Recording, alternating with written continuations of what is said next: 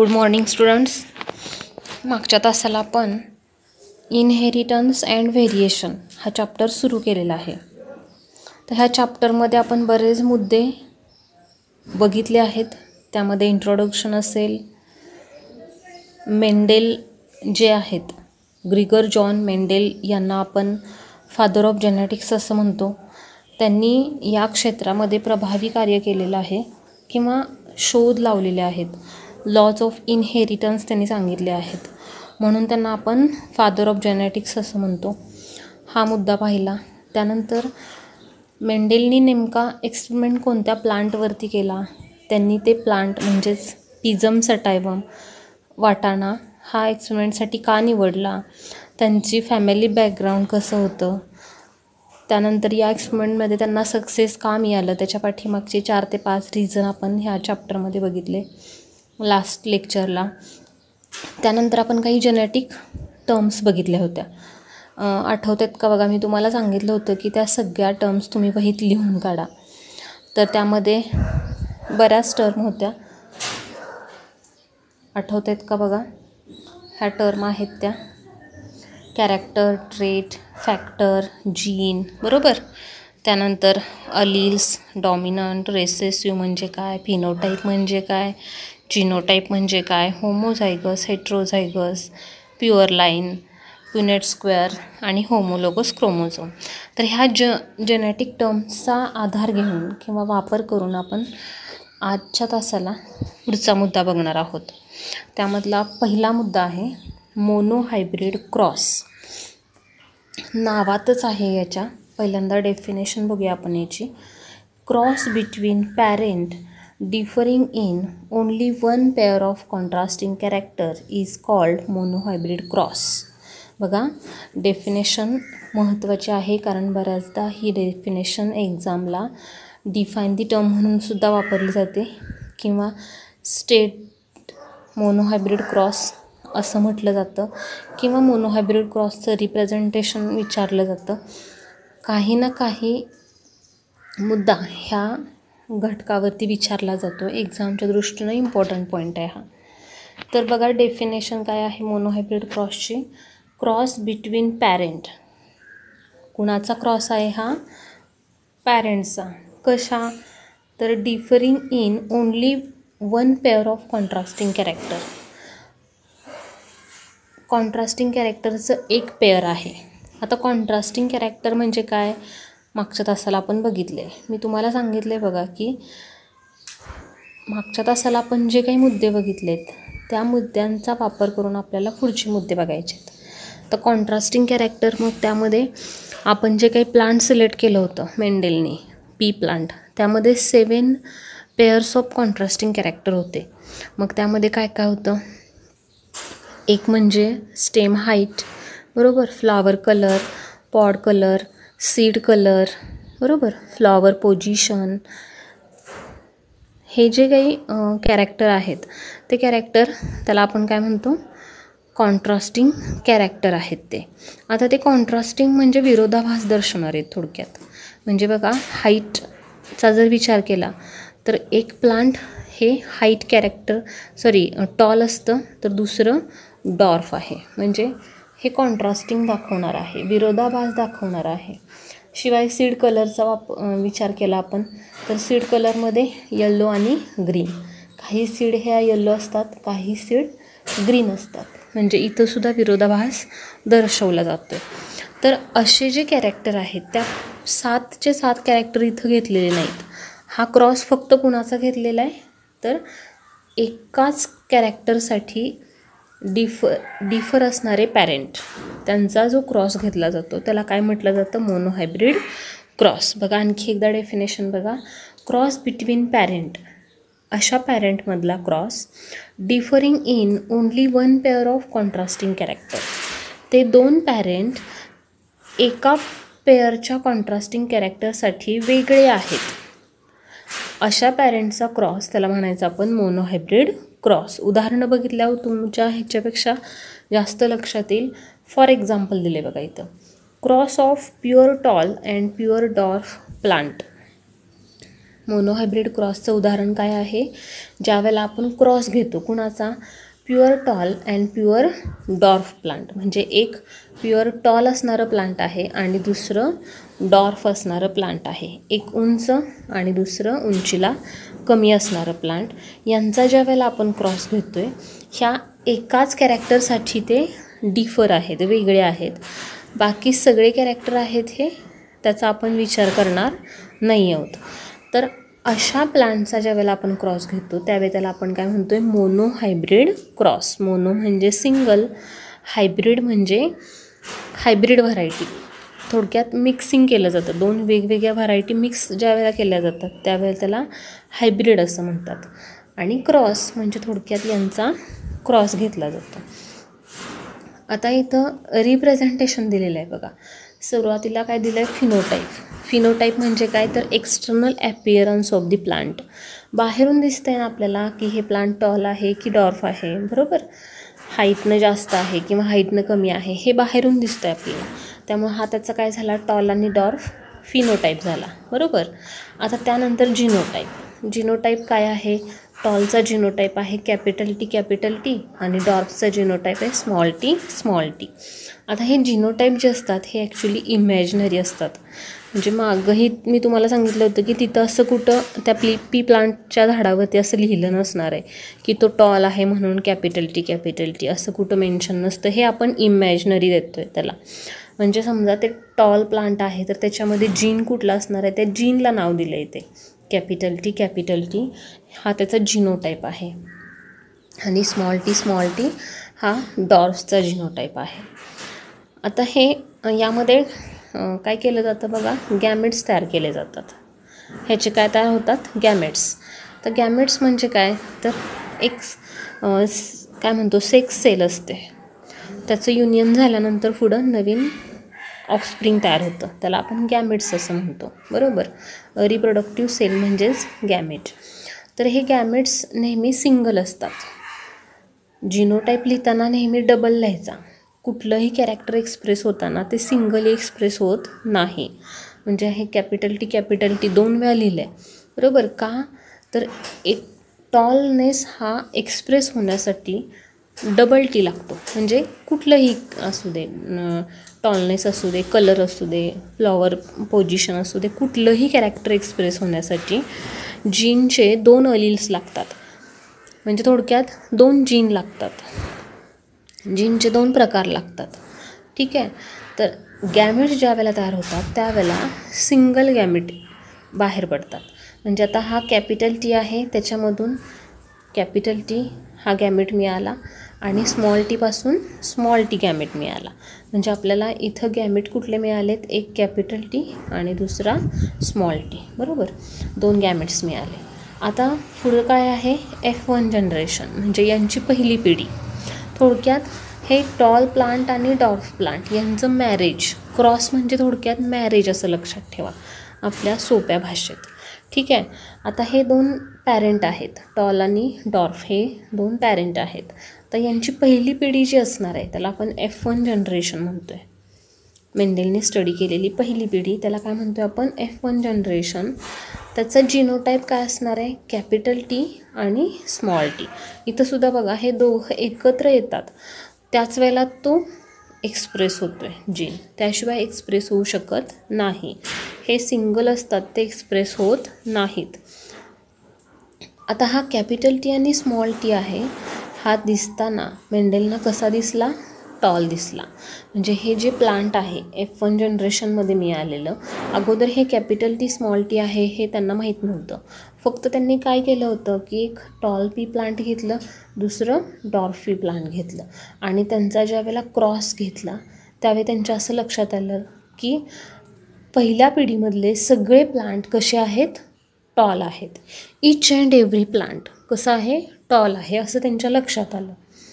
आता त्यानंतर त्यांनी काय केलं? हा जो F1 जनरेशनमधला ऑफस्प्रिंग आहे त्याचा सेल्फ क्रॉस घेतला. पुढे जाऊन आपण बघूया सेल्फिंग ऑफ F1 हायब्रिड.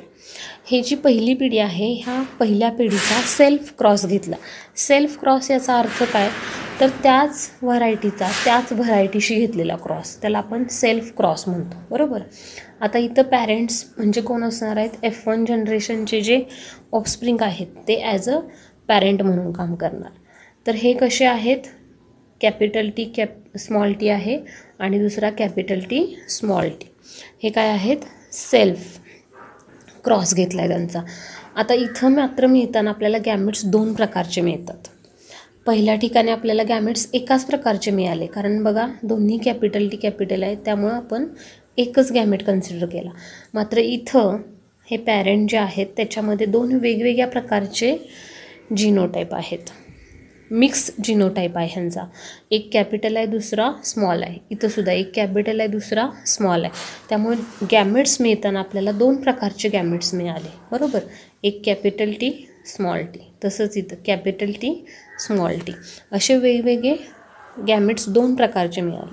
आता इथं आपण चेकर बोर्ड मेथड वापरणार आहोत. बघा चेकर बोर्ड मेथड म्हणजे हा जो चार्ट आहे या चार्टलाच आपण काय म्हणतो, चेकर बोर्ड मेथड. आता ह्या चेकर बोर्ड मेथडमध्ये आपल्याला F2 जनरेशनच्या पॉसिबिलिटी काढायच्या आहेत. F2 जनरेशनच्या पॉसिबिलिटी काढायच्या आहेत. आता दुसरी जनरेशन आपण काय केलं, पहिल्या जनरेशनचा सेल्फ क्रॉस घेतला, मग आपल्याला काय मिळणार आहे, दुसरी जनरेशन मिळणार आहे. आता ही दुसरी जनरेशन नेमकी कशी मिळाली मेंडेलना, त्याचं एक्सप्लेनेशन इथं दिलेलं आहे बघा. त्यांनी काय केलं आहे, हे गॅमेट आहेत हे इथं मांडून घेतले, ह्या चेकर बोर्ड मेथडमध्ये मांडून घेतले. मग पहिला काय आहे, कॅपिटल टी स्मॉल टी, बरोबर. कॅपिटल टी स्मॉल टी इथं लिहिला. दुसरा पण तेच आहे, capital T small T, capital T small T इथं लिहून घेतलं, बरोबर. आता हे लिहून घेतल्यानंतर यांचं मिक्सिंग होणार आहे, बरोबर. ह्या कॅपिटल टी स्मॉल टी वगैरे हे जे काही गॅमेट्स आहेत यांचं काय होणार आहे, पुढं जाऊन मिक्सिंग होणार आहे. आता हे मिक्सिंग होत असताना कसं होणार, 4 प्रकारे मिक्सिंग होते. इथं पॉसिबिलिटी दिलीत बघा. पहिली पॉसिबिलिटी काय, कॅपिटल टी, बरोबर. त्यानंतर दुसरी possibility capital T small T. त्यानंतर तिसरी possibility capital T small T आणि चौथी पॉसिबिलिटी स्मॉल टी. आता हे लिहित असताना आणखी एक नियम आहे, तो नेहमी लक्षात ठेवायचा. जे कॅपिटल लेटर आहे ते नेहमी डॉमिनन्सी एक्सप्रेस करतं, त्यामुळं ते लिहिताना नेहमी पहिल्यांदा लिहायचं. आता इथं काहीच प्रॉब्लेम नाही, दोघंही कॅपिटल आहेत. मात्र इथं ह्या ठिकाणी पहिल्यांदा कॅपिटल टी घेतला आहे, नंतर स्मॉल टी घेतला. इथंसुद्धा सेम तेच, पहिल्यांदा कॅपिटल टी घेतला आहे, नंतर स्मॉल टी घेतला आहे. म्हणजे कॅपिटल लेटर जे आहे ते डॉमिनन्सी एक्सप्रेस करतं, म्हणून त्याला पहिल्यांदा घेतात. इथं दोन्ही पण स्मॉल आहेत, त्यामुळे काही प्रश्नच नाही. आता हे 4 पॉसिबिलिटी F2 जनरेशनमध्ये मिळाल्या. त्या मिळाल्यानंतर हा त्यांचा जिनोटाईप आपण लिहिला आहे, पण त्याच्या खाली त्याचा फिनोटाईप पण आहे बघा. कॅपिटल टी आहेत ते कसे होते, प्लांट टॉल होते, बरोबर. त्यानंतर कॅपिटल टी स्मॉल टी हा सुद्धा कसा होता, टॉल होता. हा दुसरा एक टॉल आहे आणि शेवटी आपल्याला एक डॉर्फ मिळाला आहे. बघा काय मिळालं आपल्याला, ह्या 4 ज्या पॉसिबिलिटी आहेत त्या 4पैकी टॉल किती आहेत, 1 2 3 टॉल आहेत आणि एक डॉर्फ आहे, बरोबर. इथं दिसतंय फिनोटायपिक रेशो किती आहे, 3:1. 3:1 म्हणजे काय, तर 3:1. 3 टॉल आहेत आणि एक डॉर्फ आहे, असा रेशो आपल्याला फिनोटायपिक मिळाला. म्हणजे थोडक्यात सेकंड जनरेशनमध्ये आपल्याला काय मिळालं, तर डॉर्फनेस जो आहे तो परत मिळाला. फर्स्ट जनरेशनमध्ये एक पॅरेंट डॉर्फ होता, मात्र फर्स्ट जनरेशनमध्ये म्हणण्यापेक्षा बघा पहिले पॅरेंट होते, त्याच्यामध्ये एक टॉल होता एक डॉर्फ होता, बरोबर. हे समजून घ्या अगोदर, एक पॅरेंट टॉल आहे दुसरा डॉर्फ आहे. मात्र F1 जनरेशनमध्ये आपल्याला काय मिळाले, सगळे प्लांट टॉल मिळाले, बरोबर. इथं डॉर्फ आहे का, तर नाही, डॉर्फ निघूनच गेला, दिसलाच नाही आपल्याला. मात्र दुसऱ्या पिढीमध्ये आपल्याला परत डॉर्फ दिसला आहे, बरोबर. डॉर्फनेस इज रिॲपियर, परत आपल्याला तो दुसऱ्या पिढीमध्ये दिसून आला. आणि तो जो डॉर्फ आहे इट रिॲपियर्स इन सेकंड जनरेशन. हा एक महत्त्वाचा मुद्दा आहे इथं. आणि त्यामुळं जिनोटायपिक रेशो जो आहे तो कसा मिळाला आहे आपल्याला 1:2:1. हे कसे जिनोटायपिक रेशो काढले जातात? कॅपिटल टी किती आहेत? 1. कॅपिटल टी स्मॉल टी किती आहेत? 2. स्मॉल टी किती आहेत? 1. म्हणजेच 1:2:1. लक्षात आलं? तर महत्त्वाचा मुद्दा आहे बघा हा, की बऱ्याचदा ऑब्जेक्टिव्हला तुम्हाला विचारलं जातं की what is phenotypic ratio of monohybrid cross. तर तो किती असणार आहे? 3:1. आणि what is genotypic ratio of monohybrid cross. Monohybrid क्रॉसचा जिनोटायपिक रेशो काय आहे? तर 1:2:1. इथं फिनोटायपिक आणि जिनोटायपिक रेशो वेगळे आहेत, बरोबर, ते सेम नाहीत. लक्षात आलं तुमच्या? तर आता आपण काय बघितलं? मोनोहायब्रिड क्रॉस बघितला. आता त्यानंतर तशाच पद्धतीनं आपण डायहायब्रिड क्रॉस बघणार आहोत. डायहायब्रिड क्रॉसची डेफिनेशन जशी आपण मोनोहायब्रिडची बघितली सेम तशीच बघणार आहोत.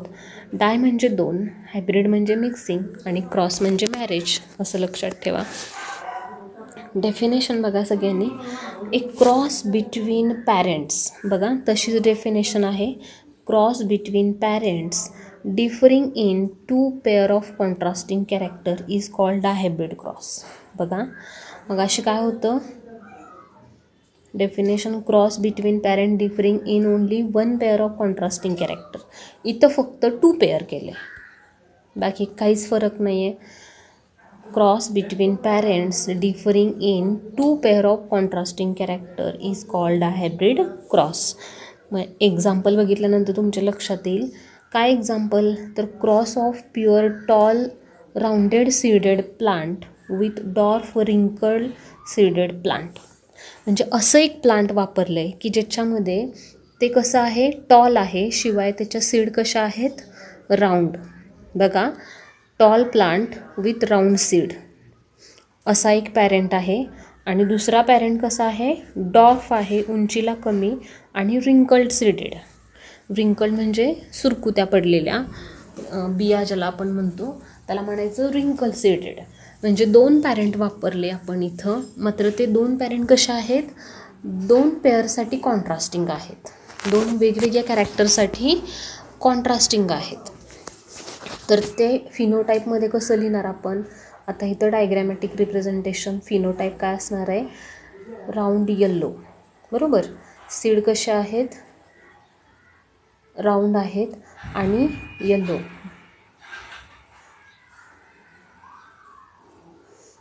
हे एक्झाम्पल दिले, पण इथं एक्झाम्पल घेताना वेगळंच घेतलं आहे बघा. ह्याच्यामध्ये दिलेलं टॉल आणि राऊंड सीड असं घेतलं आहे आणि डॉर्फ आणि रिंकल्ड सीड हे एक उदाहरण होऊ शकतं. असं सुद्धा क्रॉस घेऊ शकतो आपण. मात्र इथं रिप्रेझेंटेशनमध्ये वेगळं उदाहरण घेतलं आहे. ते उदाहरण कुठलं आहे? तर राऊंड आणि येल्लो असणारं सीड. म्हणजे सीडच्या बाबतीतच घेतलं आहे फक्त, की एका पॅरेंटचे सीड कसे आहेत? राऊंड आहेत, शिवाय त्याचा रंग येल्लो आहे. आणि दुसरा पॅरेंट कसा आहे? रिंकल्ड आहे, शिवाय ग्रीन आहे, बरोबर. येल्लो राऊंड आणि ग्रीन रिंकल्ड असे असणारे पॅरेंट्स आपण सिलेक्ट केलेत. आता हे झालं त्याचं फिनोटाईप, बरोबर. जिनोटाईप लिहायचं आपण. प्रत्येकाचा जिनोटाईप लिहायचा. राऊंडसाठी जिनोटाईप काय असणार आहे? कॅपिटल आर, बरोबर.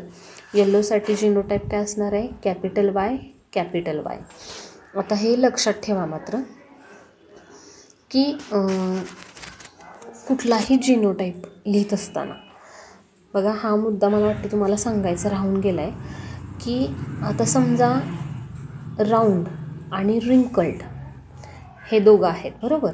यांचा जिनोटाईप लिहित असताना जे लेटर्स वापरले जातात, मग मी तुम्हाला सांगितलं की जे डॉमिनंट आहेत त्यांना कॅपिटल लेटर वापरलं जातं आणि जे रेसेसिव्ह आहेत, वीक आहेत, त्यांना स्मॉल लेटर वापरलं जातं, बरोबर. आता इथं एक कॅरेक्टर आपण लक्षात घेऊया, राऊंड आणि रिंकल्ड. राऊंड स्ट्रॉंग आहे किंवा डॉमिनंट आहे, रिंकल्ड कसा आहे? रेसेसिव्ह आहे किंवा वीक आहे. मात्र इथं लिहिताना त्याचे लेटर्स कसे लिहिले जातात? राऊंडचं लेटर घेतलं जातं, म्हणजे राऊंडचं इनिशियल लेटर आर आणि ते कॅपिटल घेतलं जातं. आता इथं रिंकल्ड आहे, व्रिंकलचं लेटर काय आहे डब्ल्यू, मात्र घेताना काय घेतलं आहे आरच घेतलं आहे, मात्र ते आर कसं आहे स्मॉल आहे. बरोबर, हे प्रामुख्याने लक्षात ठेवायचं. आपण टॉल आणि डॉर्फच्या बाबतीत सुद्धा तुमच्या लक्षात येईल बघा. म्हणजे इथं टॉल डॉमिनंट आहे, डॉर्फ रिसेसिव्ह आहे. त्यामुळं टॉलचं लेटर घेताना कॅपिटल टी आणि डॉर्फचं घेताना स्मॉल टी घेतलं आहे. इथं डी घ्यायचं नाही, हा मुद्दा लक्षात ठेवा. आता तसं बघा, येलो आणि ग्रीन सीड आहेत. बरोबर, येलो डॉमिनंट आहे, ग्रीन रिसेसिव्ह आहे. त्यामुळे येल्लोचं लेटर काय आहे कॅपिटल वाय आणि ग्रीनसाठी आपण काय घेतो आहे स्मॉल वाय. इथं आपण जी घेत नाही, हा महत्त्वाचा मुद्दा लक्षात ठेवा. त्यामुळं आपल्याला जिनोटाईप काय मिळणार आहेत कॅपिटल आर कॅपिटल वाय. इथं स्मॉल आर स्मॉल वाय असे आपल्याला जिनोटाईप्स मिळाले. आता त्यानंतर आपण गॅमेट्स तयार करणार आहोत. आता गॅमेट्स तयार करताना इथं सिंगल गॅमेट येणार आहे, मात्र कॅरेक्टर 2 आहेत. बरोबर, गॅमेटमध्ये जरी सिंगल अलील असला जीन असला तरीसुद्धा 2 कॅरेक्टरचे 2 जीन येणार. बरोबर, म्हणजे कॅपिटल आर एक येणार आणि कॅपिटल वाय एक येणार. तसंच इकडं स्मॉल आर स्मॉल वाय, म्हणजे हे गॅमेट्स तयार झाले आपले. बघा कुठला capital R capital Y small R small Y असे आपल्याला गॅमेट्स मिळाले. आता यांचं आपण काय करणार आहोत मिक्सिंग करणार आहोत, म्हणजे क्रॉस घेणार आहोत, मॅरेज थोडक्यात. बरोबर, आता हे F1 जनरेशनमध्ये आपल्याला काय मिळणार आहेत हे हायब्रिड मिळणार आहेत. म्हणजे काय असणार बघा कॅपिटल आर, आता इथं लिहिताना एका कॅरेक्टरचे जे आहेत एकत्र लिहायचे. म्हणजे एक काय आहे सीड शेप आहे आणि दुसरा आहे सीड कलर. बरोबर, सीड शेप राऊंड आणि रिंकल्ड सीड शेपसाठी आहेत आणि येल्लो ग्रीन कशासाठी आहेत तर सीड कलरसाठी आहेत. त्यामुळं शेपचे अगोदर लिहायचे, कलरचे नंतर लिहायचे. आता इथं काय होणार बघा cross capital R small R capital Y small Y. लक्षात आलं तुमच्या काय बघा capital R small R capital Y small Y. हे इथं आपल्याला F1 जनरेशनमध्ये प्लांट मिळतं. आता हे F1 जनरेशनमध्ये मिळालेलं प्लांट मेंडेलनी जो काही स्टडी केला त्यामध्ये त्यांना कसं मिळालं राऊंड आणि येल्लो होतं. म्हणजे थोडक्यात त्यांना जे काही बिया मिळाल्या त्या बिया कशा होत्या एकतर राऊंड होत्या शिवाय येल्लो कलरच्या होत्या. म्हणजे हा जो पहिला पॅरेंट आहे राऊंड येल्लो ह्याचंच सगळं एक्सप्रेस झालं होतं. हा पॅरेंट एक्सप्रेस झाला नव्हता. पण आपल्याला हे लक्षात ठेवावं लागेल की ह्याचे जे काही जीन आहेत ते सुद्धा इथं आहेत. बरोबर, जीन असूनसुद्धा एक्सप्रेस मात्र कोण झाला आहे हा डॉमिनंट पॅरेंट एक्सप्रेस झाला आहे. आणि F1 जनरेशनमध्ये all plants are consist of round yellow seeds. बरोबर, सगळ्या प्लांटचे सीड हे कसे होते राऊंड होते शिवाय येल्लो कलरचे होते. आता हा F1 जनरेशनचं जे आपल्याला ऑफस्प्रिंग मिळाले त्याचं आपण पुढं काय करणार आहोत सेल्फ क्रॉस घेणार आहोत. काय घेणार आहोत सेल्फ क्रॉस. आता हा सेल्फ क्रॉस घेत असताना कसा सेल्फ क्रॉस घेतला जातो बघा. तर हे जे पॅरेंट्स आहेत बरोबर हे पॅरेंट्स म्हणून आपण काय घेतो F1 जनरेशनचे ऑफस्प्रिंग घेतो. आता F1 जनरेशनचे ऑफस्प्रिंग तर आपल्याला माहीत आहेत कोण आहेत हे हायब्रिड येल्लो राऊंड. बरोबर, हे जे आहेत हे येल्लो राऊंड आहेत मात्र हे कसे आहेत प्युअर नाहीत. बरोबर, हायब्रिड आहेत. तर हे त्यांचं सेल्फ क्रॉस घेतो आहे आपण, म्हणजे hybrid yellow round cross with hybrid yellow round. बरोबर, त्यामुळे त्यांचं आपण जिनोटाईप लिहिणार आहोत इथं. काय genotype capital R small R capital Y small Y. तसंच इकडं capital R small R capital Y small Y. बरोबर, लक्षात आलं तुमच्या. बघा जिनोटाईप लिहिला आपण काय आहे capital R small R capital Y small Y. इथंसुद्धा सेम तेच capital R small R capital Y small Y हे जिनोटाईप आपण लिहून घेतले. हे F1 ऑफस्प्रिंग आहेत. आता यांचे आपण परत गॅमेट्स तयार करणार आहोत.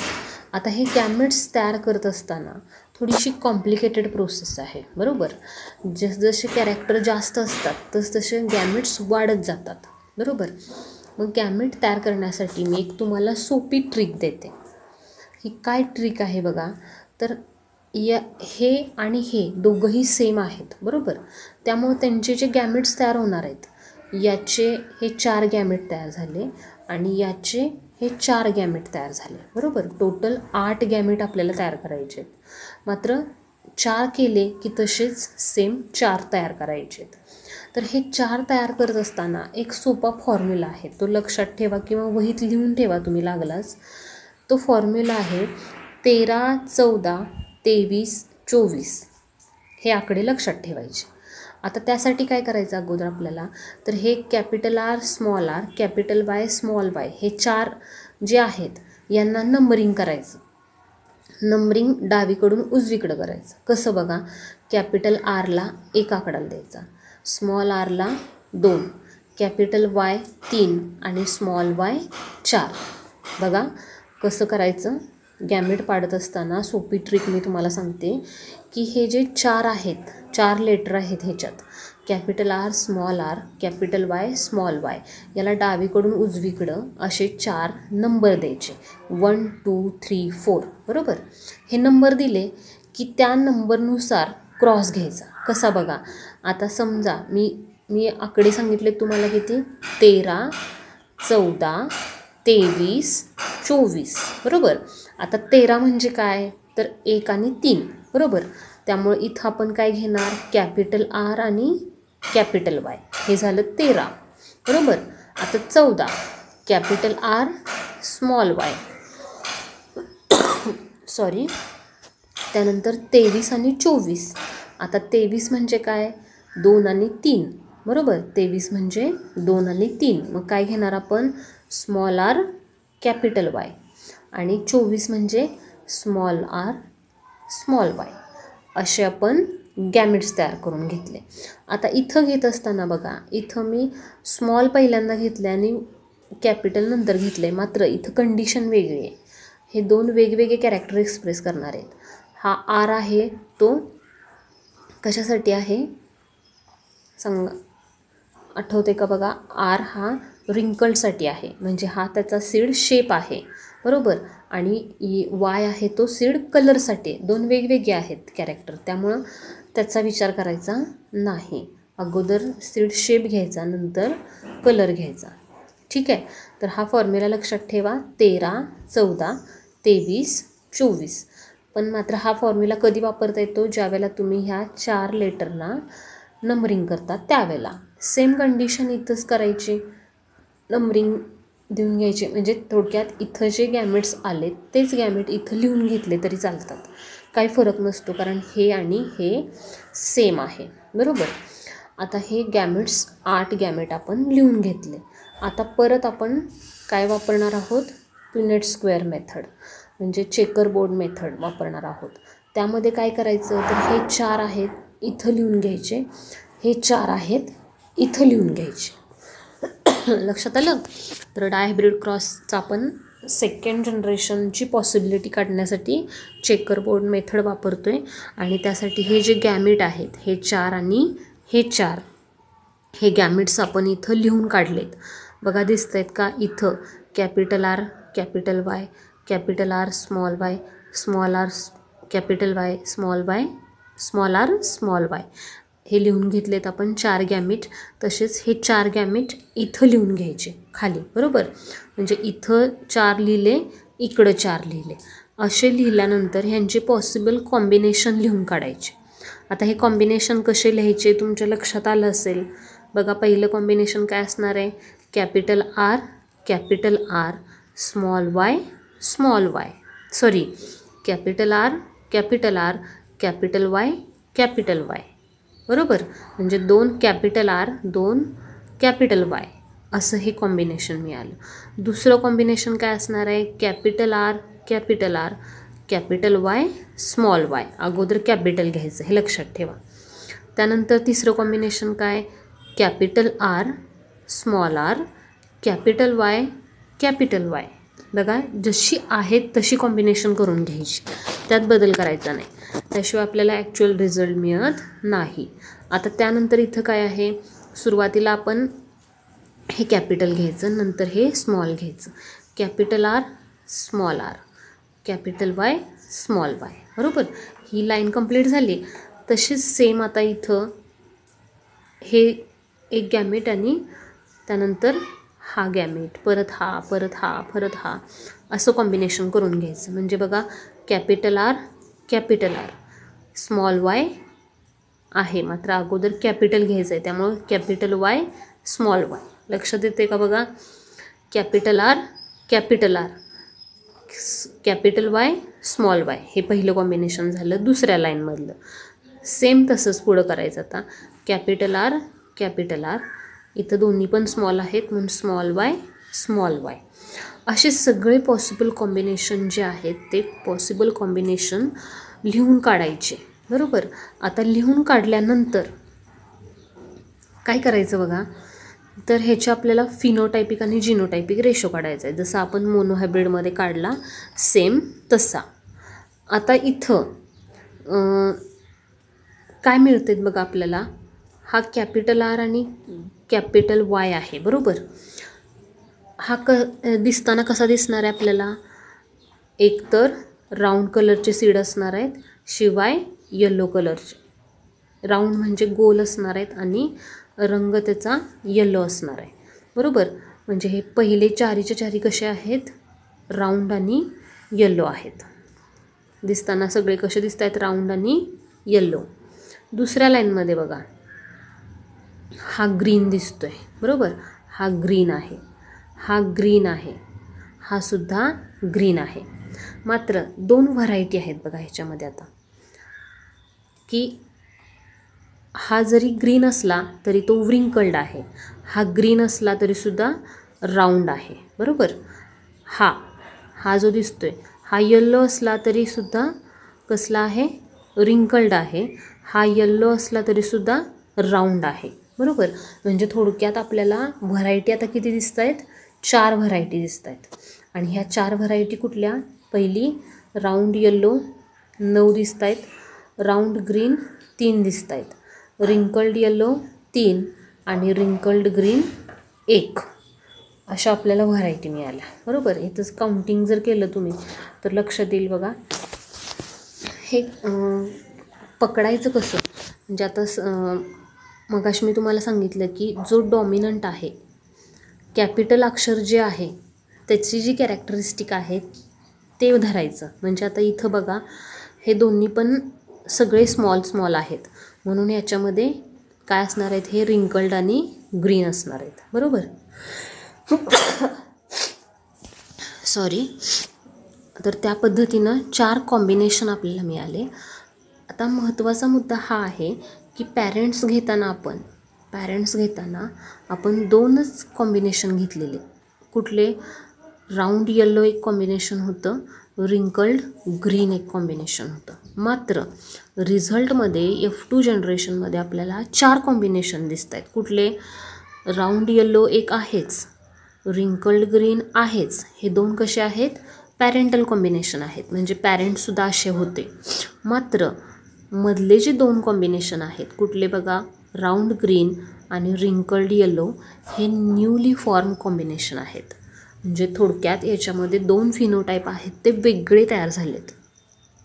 लक्षात येते तुमच्या, 2 फिनोटाईप आहेत ते पॅरेंटचे आहेत आणि 2 फिनोटाईप आहेत ते पॅरेंट्सपेक्षा वेगळे आहेत, न्यूली कन्स्ट्रक्टेड आहेत. आणि त्यामुळं त्याचा जो फिनोटायपिक रेशो आहे तो आपल्याला 4मध्ये मिळणार आहे. 4 म्हणजे 4 कॉम्बिनेशनचे वेगवेगळे संख्या आहे.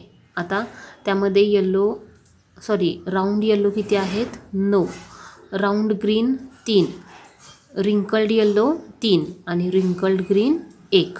त्यामुळे आपल्याला रेशो काय मिळाला, 9:3:3:1, हा त्याचा फिनोटायपिक रेशो मिळाला. लक्षात आलं तुमच्या.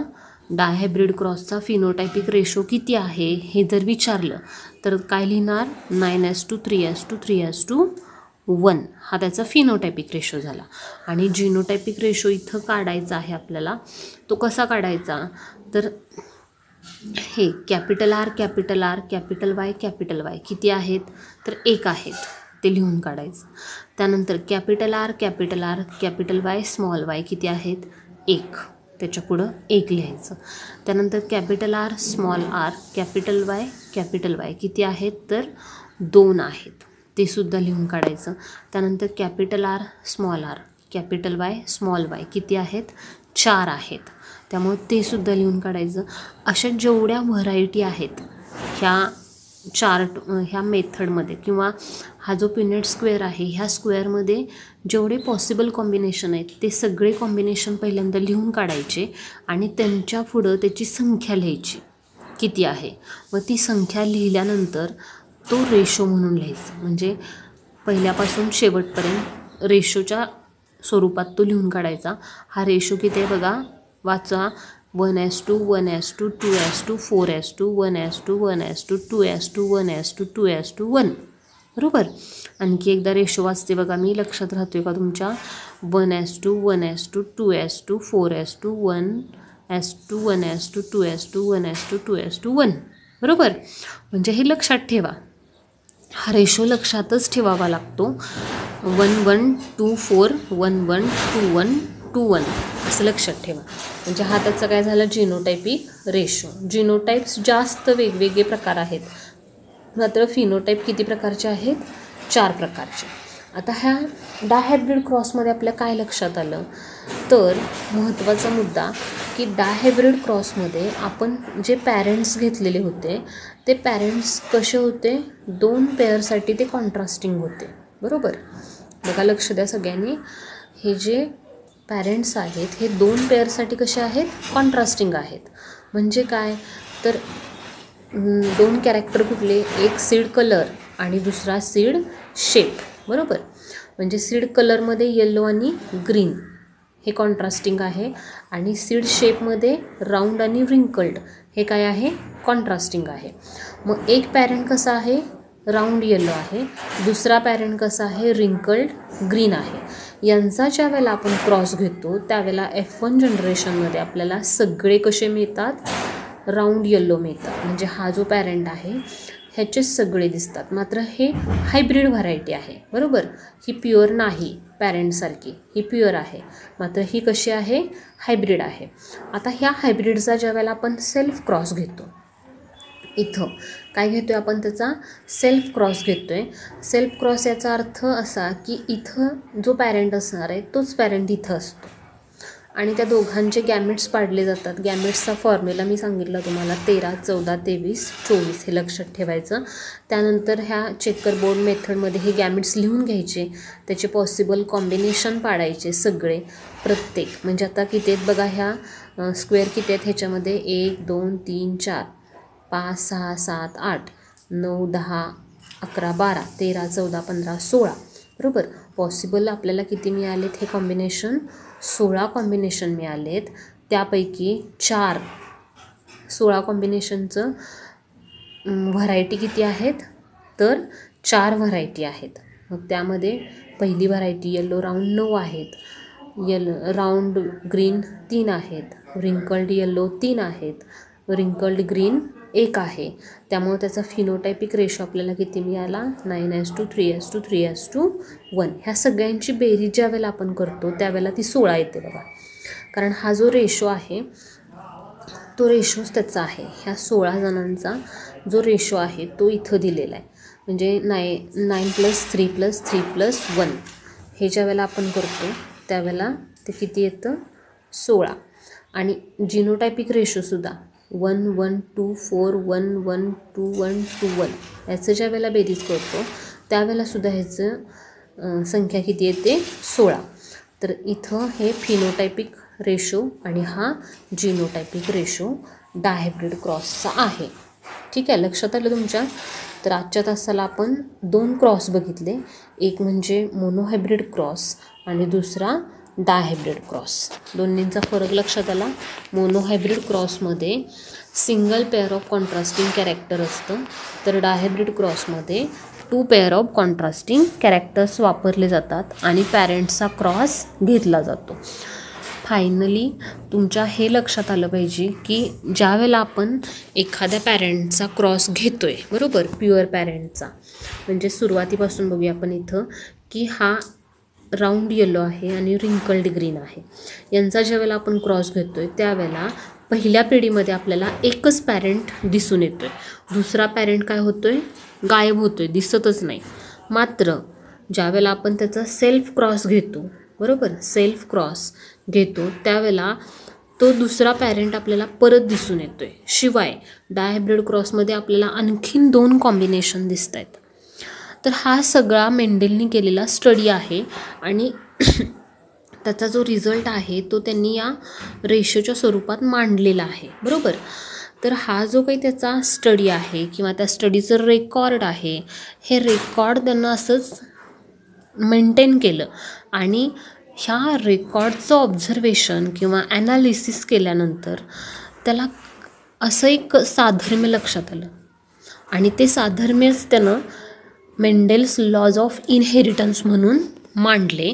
तर ते जे मेंडेल्स लॉज ऑफ इनहेरिटन्स आहेत हे आपण पुढच्या तासाला बघणार आहोत. लक्षात आलं तुमच्या? तर आत्ता इथं आपण थांबतोय. हे जे मोनोहायब्रिड क्रॉस आणि डायहायब्रिड क्रॉस आहे ह्याची डेफिनेशन म्हणजे त्याचं जे स्टेटमेंट आहे ते स्टेटमेंट आणि किंवा डेफिनेशनच म्हणूया आपण त्याला, आणि त्याचं डायग्रॅमॅटिक रिप्रेझेंटेशन, त्याचे रेशो, हे सगळं वहीत लिहून काढा. ठीक आहे, थांबूया आपण आता.